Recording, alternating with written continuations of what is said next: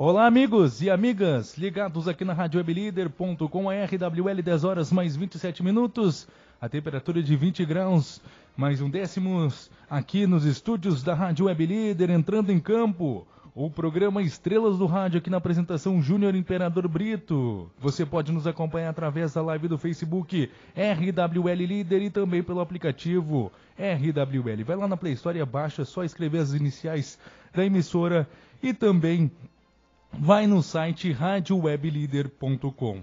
O patrocínio é de Eduardo Cabelos, Toxu Brasil, Autopeças Piratini, Choperia Estação na Cidade Baixa. Vai lá, toma seu chopp lá na Lima e Silva, que é uma maravilha. Então, pessoal, hoje é um dia especial porque eu vou entrevistar uma pessoa que eu admiro muito, não só pela qualidade dele, pela sensibilidade dele, simples, correto. Ele é irmão de um treinador, o Ronaldo Bagé, e também ele é jornalista, apresentador, também começou também lá na Rádio Grenal, hoje é presidente da SEG, Associação dos Cronistas Esportivos de Futebol. Então, eu já vou saudar o nosso entrevistado de hoje, eu falo dele, de Alex Bagé. Seja muito bem-vindo. E como que tu começou essa vontade de ser radialista, Bagé? Seja muito bem-vindo. Muito bom dia, Júnior. Abraço aí em ti e toda a tua audiência. Cara, na verdade, eu entro muito tarde no rádio, né? Eu decido entrar na mídia já lá com os meus 25, entre 24 e 25 anos. Então, tudo foi um pouco mais complicado, né? Porque quando eu cheguei na primeira redação que eu trabalhei, que foi a redação da Rádio Guaíba, eu tinha idade quase para ser pai de alguns meninos que estavam começando lá, né? Então, na verdade, eu mudo completamente a minha vida. Eu saio de um segmento que não tem nada a ver com a comunicação, mas eu tinha alguns casos. Meu pai já tinha trabalhado com rádio. Eu tenho um padrinho que já é falecido, que lá em Bagé cuidava da Rádio Clube, que é a rádio até hoje que sempre fez muito futebol, trabalhou muito com futebol. Então eu sempre tive a vontade de trabalhar com o jornalismo de maneira geral, isso desde criança. E ainda criança, a gente tinha o costume de brincar, como se fosse um repórter de campo, como se fosse um narrador de futebol, mas não imaginando que lá na frente eu poderia transformar isso em profissão, né? Eu me imaginava jornalista no geral, fazer qualquer tipo de pauta. Mas depois, naturalmente, eu acabei colocando na minha cabeça que eu iria fazer o jornalismo esportivo, e isso a partir dos anos, vamos pegar ali do início dos anos 2000, ali em 2001 eu coloco na minha cabeça, poxa, eu sou capaz de fazer o que eu tenho ouvido algumas pessoas fazerem no rádio. Eu sempre ligava para rádios para discordar de algumas coisas. Se o cara dava o nome de um jogador equivocado, eu ia lá, descobria o telefone, na época da lista telefônica ainda, não era nem época de internet, e ligava para a rádio para dizer, o zagueiro que vocês disseram aí que está jogando no Manchester não é esse aí, é o outro, que era da seleção da Holanda e tal. Então eu sempre fui aquele ouvinte participativo, assim, de dar palpite, né? Numa época que era mais complicado, porque não tinha um WhatsApp, internet ainda caminhando a passos lentos no Brasil, então era tudo mais complicado. Mas eu coloquei na minha cabeça isso, e no início dos anos 2000 eu decidi isso. Bom, eu quero parar tudo que eu estou fazendo e a partir de agora eu quero trabalhar com jornalismo esportivo. E aí quando deu já, para te ter uma ideia, ali por 2003, 2004 eu já começo a trabalhar, e aí em 2005 as coisas já estão acontecendo, eu já estou fazendo reportagem de campo, já estou viajando para cobrir dupla Grenal. E até agora, que aí, claro, as coisas mudaram bastante, né? Eu saio lá da Guaíba, do Grupo Record, e vou para a Rede Pampa, meio que bem no começo ainda da Rádio Grenal, né? Era uma situação completamente diferente do que a Rádio Grenal vive hoje. A gente conseguiu modificar, juntamente com todos que estavam lá, o contexto da Rádio Grenal. E aí, em 2017, eu vou para a Bandeirantes, que é onde eu estou até hoje, aí fazendo rádio, fazendo TV, trabalhando com internet também. Isso aí eu acompanhei, muito legal, talentoso você, não é só no rádio, também na televisão. E qual é a diferença de trabalho no rádio e na televisão, Bagé? São veículos completamente diferentes, né?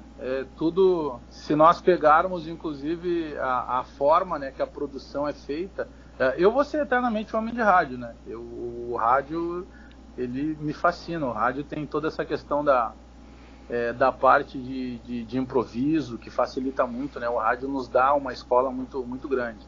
Você, por exemplo, um cara que começou por uma redação de escrita, ele vai ter que se adaptar a outros veículos. O cara que começou pela TV, ele vai ter que se adaptar a outros veículos. O cara que começou pelo rádio, ele entra com muito mais naturalidade em qualquer outro veículo, porque o rádio é mais difícil de se fazer. O rádio é muito, principalmente o rádio que eu peguei lá do início dos anos 2000, ainda era um rádio de muito improviso, de busca de informação. Você não tinha... Hoje, com um celular na palma da mão, tu consegue acessar sites do mundo inteiro para ter notícia, né? E isso mudou de uns anos para cá. Hoje tem YouTube, tem outras redes, outros meios de informação. Eu ainda sou de um rádio que era o rádio de busca de notícia, que era o rádio do improviso, que era o rádio de ter ritmo, que era o rádio de ter o sangue no olho. Então, quem começa pelo rádio, eu penso que ele consegue. O rádio é uma escola que ela te dá base para fazer todos os outros meios. E a TV, claro, que é uma situação que ela te dá uma visibilidade muito maior, né? A TV, ela tem, embora o rádio ele alcance hoje pela internet o mundo inteiro, a TV marca, né? O rádio, a pessoa ela tem que estar te ouvindo, ela reconhece a tua voz. Vários lugares que tu chega, às vezes tu vai na farmácia comprar um remédio, o cara reconhece a tua voz, faz parte do jogo. Mas a TV, ela te dá uma visibilidade diferente, é um veículo que tu tem que ter um cuidado a mais, né? Porque aí tu tá trabalhando com imagem, algo que, por exemplo, o rádio tu pode fazer de qualquer lugar com um telefone celular. A TV te requer, por exemplo, uma iluminação diferente, aí tu acostuma que tu precisa passar por um processo de maquiagem, tu tem que ter um cuidado mais com o teu visual, tu te dedica também um pouco a mais isso. Mas eu sou um homem de rádio. Claro que hoje a gente faz tudo, adoro, muito, muito bacana fazer TV, é uma experiência gratificante. Eu já tinha feito isso antes, né, com veículos próprios, na época na TV urbana, trabalhando com futebol e também com carnaval. Mas a TV, hoje ela está muito mais próxima de todos nós, porque todos nós temos as nossas redes sociais, né? Então tu faz um vídeo, né? Tem o meu canal no YouTube, então o YouTube é uma extensão da TV, né? Dessa comunicação falada, mas também comunicação de imagem. É um veículo diferente, mas é um veículo fascinante, né? Porque ele te dá uma visibilidade que o rádio te impulsiona com a questão do teu ritmo, ele te prepara para isso, né? Por isso que eu fiz esse link todo. Eu penso que quem começa pelo rádio, automaticamente ele está preparado para qualquer veículo. Qualquer veículo mesmo. Mas já você falou também que foi repórter ali de campo e viajou. Me conta um pouquinho sobre alguma experiência engraçada que você teve, alguma cobertura. Tem muitas, várias. Pá. Mas assim, de cabeça, poxa, 2011 eu fiz uma cobertura de Copa América, acompanhando a seleção brasileira na Argentina, e era no inverno argentino, então era muito frio, tu sentia dor nas articulações em função do frio. E na época teve um problema de um caos aéreo na América do Sul, um vulcão começou a cuspir literalmente cinzas, né, um vulcão no Chile. Então, automaticamente, imagina, a Argentina ela tem fronteira ali com o Chile, então paralisou praticamente todos os voos. Então, imagina o que era o perrengue da gente. Nós estávamos hospedados perto da seleção brasileira, que era num local chamado Reserva Cardales, que fica a 80 quilômetros de Buenos Aires. E aí tinham 2 jogos da seleção brasileira que eles eram disputados em Córdoba, e isso dava mais ou menos 700 quilômetros. Então, imagina, 700 quilômetros para ir e 700 para voltar. Então, o que a gente fazia? Como tinha um caos aéreo, você não conseguia pegar voo na Argentina, nós pegávamos ônibus-leito. Então, o tempo que a gente ia dormir no hotel, nós dormíamos no ônibus. Então, você pegava, por exemplo, o ônibus meia-noite, quando dava 7 da manhã, mais ou menos, estava chegando em Córdoba. Aí chegava, tu tinha que descobrir onde é que era o hotel da seleção, tinha que descobrir onde é que era o teu hotel, tinha que descobrir onde é que era o local do setor de imprensa para buscar os teus tickets, né? Acesso de entrada, que não é no mesmo no local do jogo. E depois tinha que descobrir onde é que era o local do jogo. Então a gente passou muito trabalho assim nessa época, sabe? Muito perrengue mesmo de passar frio, de ficar em hotel que não eram os ideais, né? Porque geralmente quem faz a logística nem sempre conhece o local que está te colocando, né? O cara vai lá, pega um hotel próximo de algum lugar, te hospeda naquele hotel. Então o repórter de campo, ele passa muito trabalho, assim, tu carrega muito equipamento, né? Porque tu viaja praticamente sozinho. Então os técnicos, para ficar mais barato, a grande parte das emissoras não viaja com técnico, ela contrata um técnico que já esteja lá. Mas é uma experiência, por outro lado, fantástica, né? Porque imagina, tu tá cobrindo seleção brasileira, toda a nata esportiva do Brasil inteiro tá lá. Você tem os caras que você via antes pela TV trabalhando ali no teu lado, né? Você pega o melhor da imprensa de São Paulo, do Rio de Janeiro, de Minas Gerais, do Rio Grande do Sul, de todo o Brasil. Quando a gente está falando de Copa América, você tem mais a imprensa do local, né? Do clube que tá, da seleção que está jogando contrária. A seleção brasileira, por exemplo, no caso, na época 2011, já se falava no Neymar indo para a Espanha. Então, tinha imprensa da Espanha acompanhando os jogadores que poderiam sair dos seus clubes para ir para a Espanha. Tem televisão japonesa que acompanha a seleção brasileira, tem televisão sul-coreana que acompanha a seleção brasileira.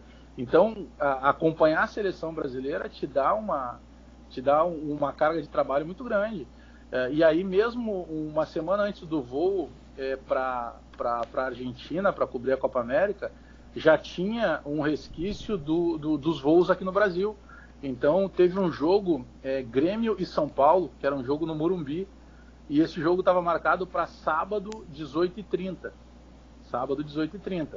Aí tu imagina, se eu estivesse na minha casa aqui em Porto Alegre, e o jogo fosse, por exemplo, na Arena, eu teria que sair da minha casa, normalmente meio-dia, 1h da tarde. Para te ter uma ideia, o jogo começava às 18h30 e o avião decolou aqui de Porto Alegre 4h30 da tarde. Então, quando nós chegamos em Guarulhos, já estava começando o jogo. Então, quando eu consegui entrar no Morumbi para ter o acesso ao gramado, o Grêmio estava voltando para o segundo tempo. Então, tu imagina o que era o pânico de tu chegar para uma cobertura em que tu pegou só o segundo tempo de jogo. Então, são coisas que, naturalmente, todo repórter... Hoje nem tanto, né? Que as coisas hoje estão muito mais acessíveis. Muitas emissoras não estão viajando tanto também. Mas eu lembro dessas duas passagens, assim, muito mais de perrengue, assim, de tu ter que buscar, de certa forma, te adaptar para poder realizar o teu trabalho.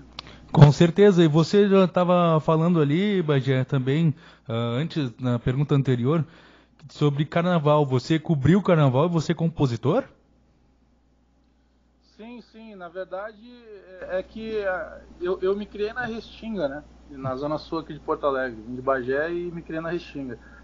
E lá na Restinga tu tinha dois tipos de lazer, né? Era o futebol amador, e tu tinha também a possibilidade de ter o contato com o carnaval, né? E a escola de samba, de certa forma, o carnaval me ajudou muito, porque me deu uma base de disciplina, fez com que eu me dedicasse a algo que impedia de daqui a pouco eu fazer parte de algo que não fosse bacana, né? Porque a Restinga na época já era um lugar muito violento, com muito tráfico de drogas e tal. Então a escola de samba ela me deu essa base. E como eu sempre gostei de escrever, eu sempre comecei a escrever, e um dia eu pensei, poxa, eu quero fazer samba enredo. Aí eu começo o meu primeiro samba enredo que eu ganho. É claro que você entra em vários festivais, nem todos você ganha, você acaba perdendo alguns. Mas eu ganho primeiro em 2011 com a Praiana, aqui em Porto Alegre. E aí depois, cara, eu não vou saber assim, te dizer exatamente as datas. Mas eu ganhei Bambas da Urgia, eu ganhei Acadêmicos de Gravataí, eu ganhei Fidalgos Aristocratas, eu ganhei Filhos da Candinha. Cara, eu ganhei alguns sambas aqui em Porto Alegre e outros tantos perdi, né? Na minha escola de samba, por exemplo, na Restinga, no ano passado, esse ano ainda a gente entrou e nós não ganhamos, perdemos. Mas eu ganhei um samba no Rio de Janeiro, no grupo de acesso, numa escola chamada Alegria Zona Sul. Eu ganhei 2 sambas em São Paulo, no grupo de acesso, uma escola chamada Leandro de Itaquera, e no grupo especial, uma escola chamada Unidos do Peruche. Então, tem música também, né? Hoje tem uma música minha com alguns parceiros que tá em mais de 10 produtores aí, com tipo Belo, Péricles, Sorriso Maroto, enfim, o Thiaguinho, uma série de cantores. Semana passada eu recebi um e-mail até da Adriana Galcanhoto. Então a gente tem uma série de músicas que, claro, não estão gravadas ainda, mas que já estão com esses produtores.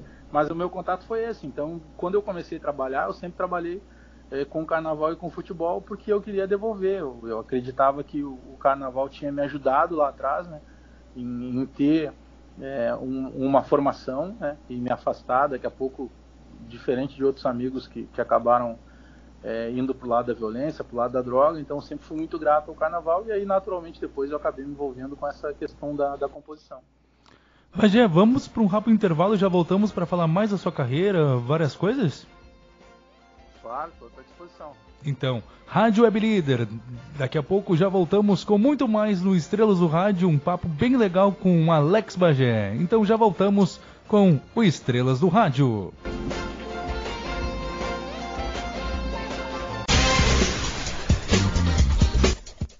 Alô, amigos ouvintes da RWL. Aqui quem fala é João Garcia. Eu queria pedir a vocês, especialmente aos grupos de risco, que fiquem em casa. Ainda está valendo a recomendação das autoridades sanitárias do Brasil. Fiquem em casa, se protejam, mandem os mais moços da família ou contratem alguém mais moço para ir ao mercado, comprar as coisas que precisam. E se for necessário, mesmo muito necessário sair de casa para ir no banco, para ir numa lotérica, para ir no supermercado, não esqueça da máscara. Se puder, vá com máscara. Aliás, vá com máscara. Se puder, não, vá com máscara. Fiquem em casa ou então saiam com máscara. O vírus está aí e ele não rejeita corpos para penetrar e ficar lá nos causando problemas. Fiquem em casa. Um grande abraço. Autopeças Piratini, V, conferir as melhores peças para o seu automóvel. Temos peças para Ford, Volkswagen, Fiat, Chevrolet e outras marcas. A nossa loja se encontra na Avenida Piratini 639, em Alvorada. Teleentrega gratuita no telefone 3044 3090 ou 3447 2381.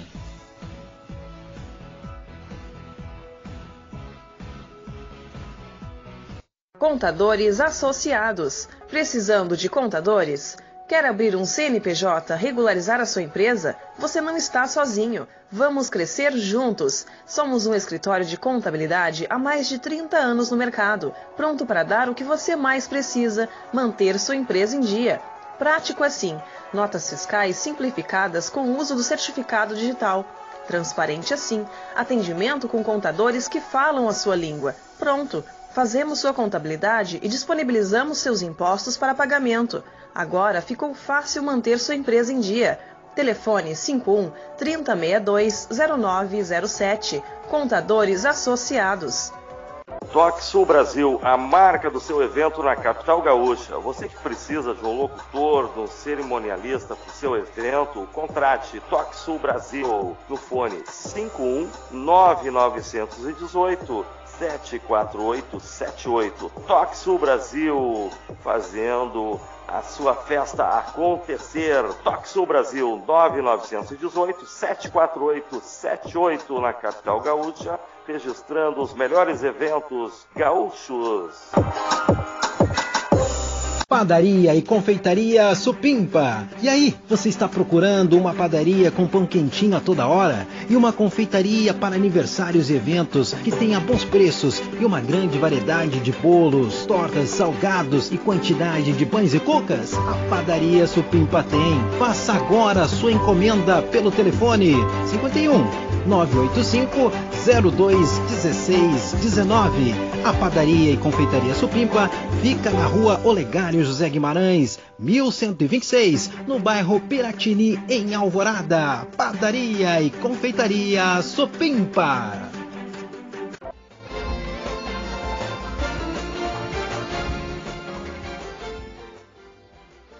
Voltando aqui com o Estrelas do Rádio, 10 horas mais 42 minutos, a temperatura de 20 graus aqui nos estúdios da Rádio Web Líder. Voltando aqui com Estrelas do Rádio, entrevistando Alex Bagé. Lembrando, você pode nos acompanhar através da live do Facebook RWL Líder e também pelo aplicativo RWL. O programa patrocinado por TalkSul Brasil, Autopeças Piratini e Eduardo Cabelos. Bom, você acompanhou no primeiro bloco o Bagé falando sobre carnaval, sobre sua origem no jornalismo. Então, Bagé, eu vou te perguntar já também. Por que o chefe, o melhor gestor que eu já vi, que é meu amigo, o Leonardo Meneghetti, ele fala que você inventou o rádio e a televisão? Não, isso é uma brincadeira que a gente tem, porque, cara,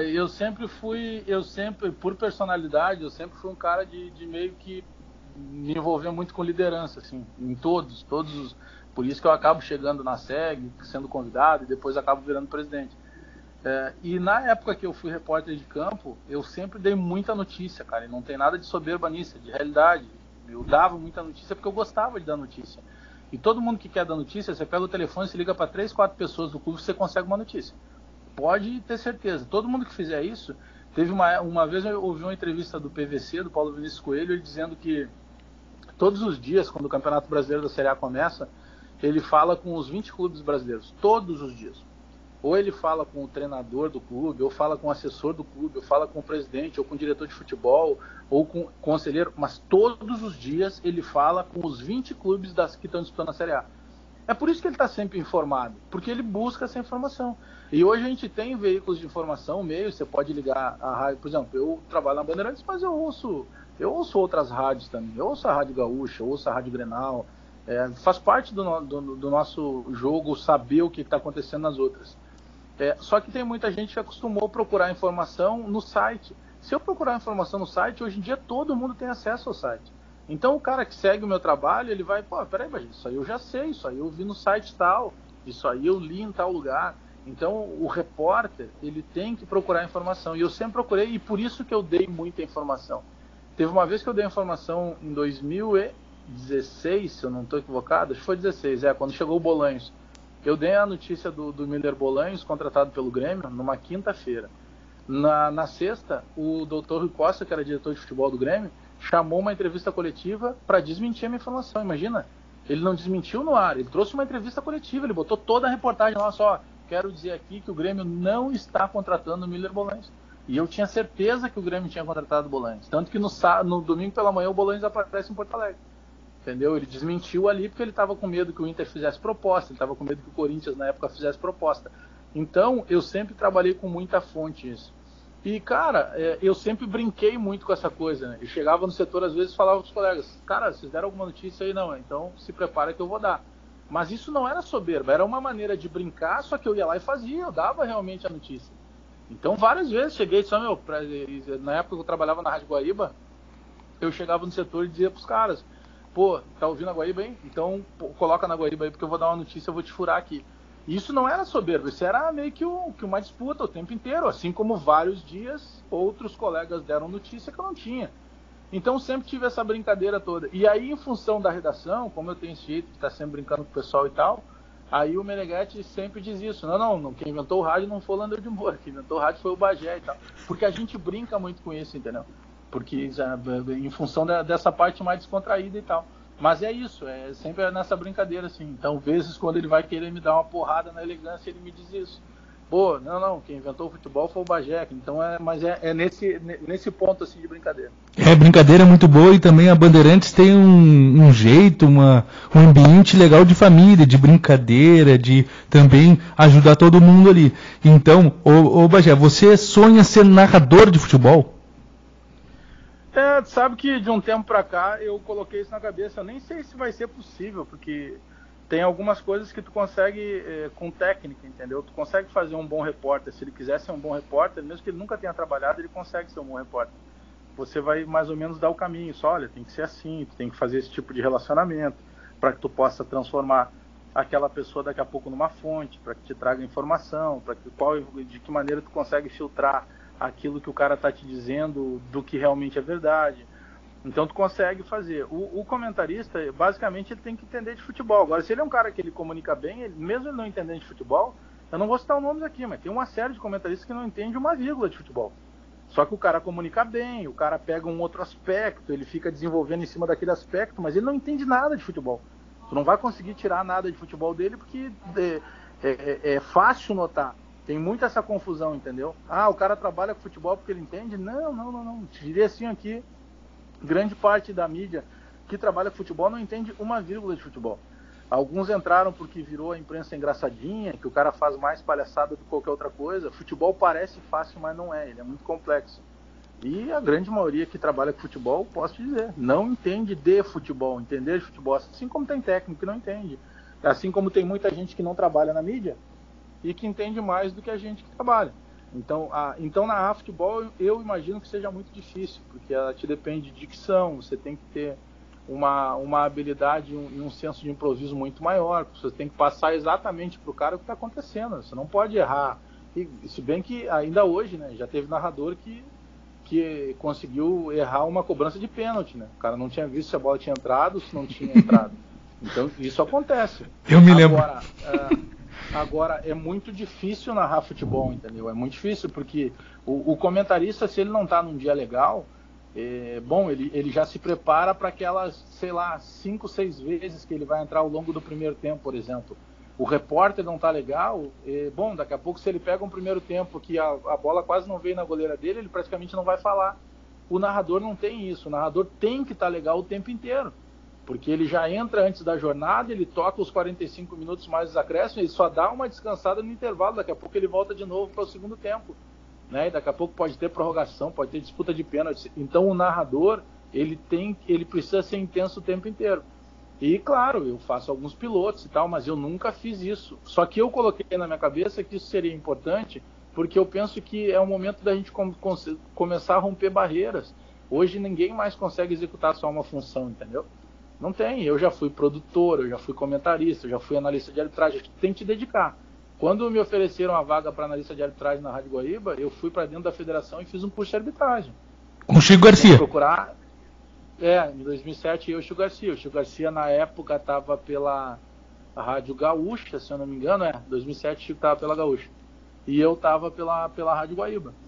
Mas é uma questão de se adaptar. É muito difícil, mas eu quero sim. Eu quero ter a oportunidade, pelo menos, de tentar narrar. Não sei se eu vou conseguir, mas tentar eu quero. E eu quero escutar ainda. Eu quero escutar porque tu é bom apresentador, comentarista, sabe levar também um comentário muito bem analítico. Mas, Bagé, como é que é ser presidente de uma associação de cronistas de futebol que tem muito tempo de organizar os veículos de comunicação?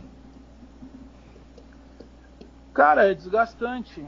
É complicado. O primeiro ano, principalmente, é muito complicado, porque eu já estava na SEG, se eu não estou enganado, desde 2017, como vice-presidente. Mas é totalmente diferente quando tu sai da vice-presidência para assumir a presidência, entendeu? Então, o primeiro ano, até que hoje eu tenho a SEG toda na ponta dos meus dedos. Tudo que acontece na SEG eu sei. Qualquer coisa que aconteça hoje, de qualquer situação que me perguntarem, eu tenho a resposta. Mas num primeiro ano, até que tu consiga pegar, isso é diferente, porque vice-presidente é tipo rainha da Inglaterra. Tu participa e tal, mas tu não tem o poder de decisão. Tu tem o poder de dar palpite, de tentar agregar algumas coisas. E até como a responsabilidade ela não é totalmente tua, tu não te envolve tanto. Como presidente muda tudo, entendeu? Então, como presidente, a gente tem que fazer várias coisas. Então, passa as reuniões todas, sou eu que dirijo. Aí, agora, no início do ano, no congresso da ASEB, eu me tornei também primeiro vice-presidente da Associação Brasileira. Então, começa a chamar a atenção o trabalho que tu faz na local. Hoje, a gente tem um protagonismo muito grande da ASEG, né? Porque nós ganhamos, entramos na justiça contra a CBF, provamos que as associações é que precisam fazer de certa forma o credenciamento, porque tem o conhecimento, porque tem capacitação para isso, e então a gente virou meio que um exemplo, né, de todos os estados brasileiros hoje. O único estado que faz seu próprio credenciamento é aqui no Rio Grande do Sul, conosco da SEG. Então isso te dá uma base grande, mas é difícil, tanto que quando eu entrei na SEG eu queria primeiro terminar o clima bélico que existia, entendeu? Eu entrei, por exemplo, na eleição que eu fui vice, o Edgar Vaz ganhou como situação e a chapa da oposição era do Avelini e as assembleias do José Avelino da revista Gol. E as assembleias, poxa, eram os caras um gritando com o outro, um botando o dedo na cara do outro. Pô, peraí, isso aqui não é um sindicato, né? Isso aqui é uma associação.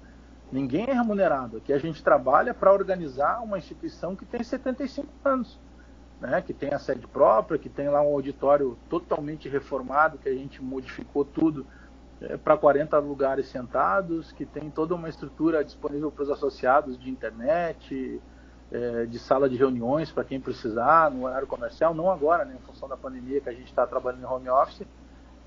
mas tinha todo um patrimônio, né? Vários e vários nomes importantes da crônica ao longo da história passaram pela SEG, né? Então tem uma série de situações. Eu, enquanto menino, quando ouvia rádio, eu ouvia todo mundo elogiar o João Garcia pelo trabalho que ele tinha feito na SEG. Foi ali que eu ouvi a primeira vez a SEG, entendeu?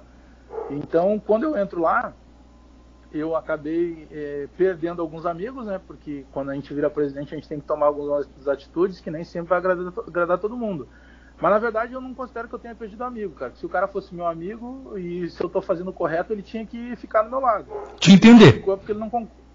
Se ele não ficou, é porque ele não concorda com o correto. E se ele não concorda com o correto, eu também não quero ele do meu lado. Então não muda nada. Eu sou muito prático pra tudo, cara. Pra tudo. Se eu tiver que brigar com a minha mãe, eu brigo com a minha mãe sem problema nenhum. Se ela não tiver razão, eu não vou colocar em consideração que ela é minha mãe. Não, ali eu presidente da SEG, eu faço várias coisas que talvez eu, Alex, não faria. Mas eu, presidente, preciso fazer. Porque eu não estou ali correspondendo apenas ao que eu quero. Eu estou ali respondendo ao que a classe toda precisa. A gente conseguiu resgatar. Olha, você chega em lugares aí espalhados pelo Brasil que, poxa, a gente vive num paraíso aqui, se a gente considerar o que a gente consegue fazer com a SEG. E até mesmo, Bagé, até mesmo vocês conseguiram tirar um pouco do poder da Conmebol, que queria até cobrar, tinha até notícias que ela queria cobrar, tinha a CBF, enfim, tu se posicionou e conseguiu dar suporte aos associados. Isso é uma situação que ainda pode acontecer, viu? Eu até acredito que agora com a pandemia, a Conmebol vai dar um passo atrás, entendeu? Nessa tentativa deles de cobrar. Eles queriam já cobrar no ano passado. Tanto que aí chega no final do ano passado, né? Terminaria o meu primeiro mandato. Aquilo que eu te falei de terminar com as brigas dentro da SEG, nós nem tivemos outra chapa, né? O próprio Avelino foi um apoiador para que eu fosse reconduzido ao cargo. Então, essas situações que a gente fez, e por que a gente conseguiu bater de frente com a Conmebol? Porque todo início de ano, eu vou lá dentro do gabinete do presidente Romildo do Grêmio, eu vou lá dentro do gabinete do presidente Medeiros do Internacional, eu sento novamente, primeiro que são pessoas que são meus amigos, mas eu sento lá enquanto presidente da SEG, para discutir coisas, o que a gente pode melhorar. A gente tem reunião o tempo inteiro com o staff do Grêmio, com o staff do Internacional, para ver, tem alguns problemas que acontecem, tem algum cronista que vai lá e não respeita uma determinada situação que ele precisa, uma regra, a gente vai lá, conversa com o cara, mas nós trouxemos de novo a SEG para esse resgate de sentar, por exemplo, com o governador, de sentar com o prefeito da capital, de sentar com secretários de Estado. As pessoas voltaram a acreditar. A SEG sofreu um revés muito grande alguns anos atrás, aí, quando teve um presidente que foi forçado a renunciar porque ele tinha arrebentado com a associação. Então, pegar a associação com dívida, pegar a associação com protesto, pegar a associação do jeito que a gente pegou e transformar ela, hoje a associação está tranquila, tanto que a gente fez agora a possibilidade, inclusive, doar, colocar à disposição cestas básicas para os colegas que precisam, justamente porque a gente criou um lastro para poder tocar a associação, para poder administrar ela. E então, a função da Conmebol, eu solicitei para a Associação Brasileira. Olha, nós precisamos fazer alguma coisa, porque a todo momento alguém me liga dizendo que a Conmebol vai começar a cobrar. E aí o que eu fiz? Eu entrei em contato com as principais emissoras de rádios do Brasil, não só aqui do Rio Grande do Sul. E algumas das emissoras me deixaram muito claro, os chefes de equipe. Só, Bagé, nós não vamos entrar contra a Conmebol. Porque o que era o pensamento de algumas emissoras, principalmente fora do Brasil? Vou te dar um exemplo, tá? Minas Gerais. Eu entrei em contato com uma emissora das grandes lá de Minas e o cara me disse, eu não vou entrar contra a Conmebol. Porque o que ele queria? Ele queria que a Conmebol cobrasse, porque daí a emissora dele tem potencial de pagar. E aí, como as outras não iam pagar, só ele ia fazer. Tu entendeu? Então tinha gente no Brasil, donos de emissoras, que tem interesse que a Conmebol cobre. Igual a Copa do Mundo. A Copa do Mundo antigamente todo mundo fazia, hoje não mais. Só quem consegue pagar. E como nós vivemos uma situação muito complicada, principalmente no rádio, muitas emissoras não iam ter condição de pagar. E aí não vai pagar, não vai fazer. E aquele que tem dinheiro para pagar, ele fica feliz porque ele faz sozinho. Então o que eu busquei? Apoio de senadores. A gente buscou principalmente do senador Álvaro Dias, do Paraná, que é um homem de rádio, né? Ele foi cronista. Esse cara nos abraçou de uma maneira, esse cara nos levou para a reunião da Conmebol, ele nos levou numa reunião diretamente com o Rogério Caboclo, que é o presidente da CBF, e ele conseguiu que a CBF, que poderia ter entrado na mesma onda da Conmebol, tivesse um anúncio oficial A CBF não vai cobrar direito de ninguém. E aí nós chegamos na Conmebol através de um outro senador e não gaúcho, porque teve o senador Lazier Martins que poderia ter entrado nessa briga e meio que não entrou, e isso que foi um homem de rádio, mas nós tivemos um outro homem de rádio, jornalista, que comprou a nossa encrenca, que foi o Jorge Cajuru, lá de Goiás.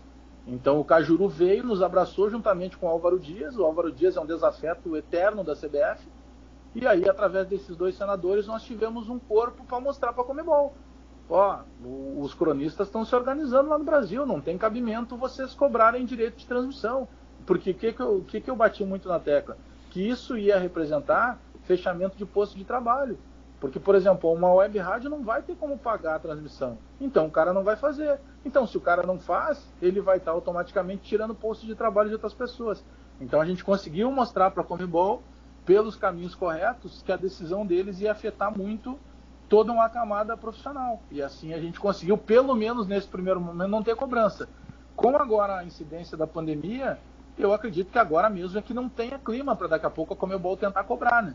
Então, pelo menos neste momento, a gente está garantido de continuar com algumas restrições, com algumas limitações às coberturas, mas continuar sem a cobrança. Verdade. Ô Bagé, sobre... daqui a pouco a gente tem para estourar o tempo, desculpa um pouquinho o tempo que eu falei contigo, mas...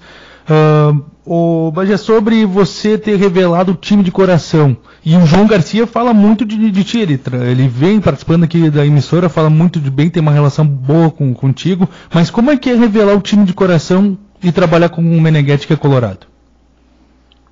Mas aí que tá, por exemplo, o próprio Meneghetti, primeiro que assim, tem que se ter uma situação muito clara. Todo mundo que trabalha com futebol é porque gosta de futebol. Se o cara trabalha com futebol e não gosta, poxa, ele é infeliz, ele tem que mudar de profissão. E quem gosta de futebol, algum dia torceu por algum time. E eu não vejo problema nenhum. A gente teve ao longo dos anos aí, claro, uns mais moderados, outros nem tanto, mas a gente sempre teve pessoas ligadas ao futebol. O Cláudio Cabral, que é chamado de mestre até hoje, que foi comentarista, principalmente brilhou na Bandeirantes, o Cláudio Cabral tinha sido diretor de futebol do Internacional. E ele comentava a final de Libertadores do Grêmio dentro do Olímpico, no antigo Olímpico. Qual é o problema? Ele não estava ali torcendo. Será que ele ficava feliz se o Grêmio perdesse? Não sei, aí teria que perguntar para ele. Mas ele está sendo profissional ali.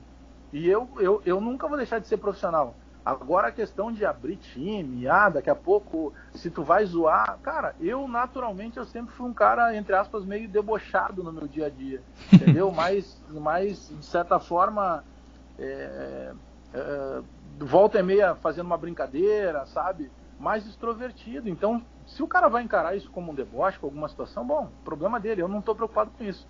Eu só penso que o Guerrinha, por exemplo, hoje é um exemplo. O Guerrinha é declaradamente colorado e, cara, ele faz as análises do jeito que ele tem que fazer. Vai ter sempre um ou outro que vai achar que tu está sendo mais ácido do Inter porque tu não é colorado, que tu está sendo mais leve com o Grêmio porque tu é gremista. Mas aí ninguém vai agradar. Jesus não agradou ninguém, não agradou todo mundo. Então, em algum momento, a gente vai ter sempre um cara lá na rede social que não entende isso. Para mim foi muito tranquilo, porque desde o momento que eu declarei isso, por exemplo, meu canal do YouTube hoje, ele é muito mais voltado a questões do Grêmio. Eu ponho lá, meu canal é falando de Grêmio, futebol e outras resenhas. Por que eu fiz isso? Porque o meu público começou a me cobrar isso. A gente quer a opinião do Grêmio lá no teu canal. E toda vez que eu coloco alguma coisa do Internacional ali, eu vejo que a própria quantidade de interatividade, de visualização, ela não é a mesma. Então o meu público nichado de internet está me dizendo que lá no canal eles querem coisas do Grêmio. É por isso que eu estou fazendo. Na Bandeirantes, se o cara me colocar para fazer... Eu faço agora domingo a espera do Grenal do século, que é um Grenal que o Internacional venceu. Cara, eu tô ali como profissional. Eu penso que tu pode ser profissional e torcedor sem problema nenhum. Eu não vou entrar nessa neurose, por exemplo, de achar que tudo que está no Internacional é ruim.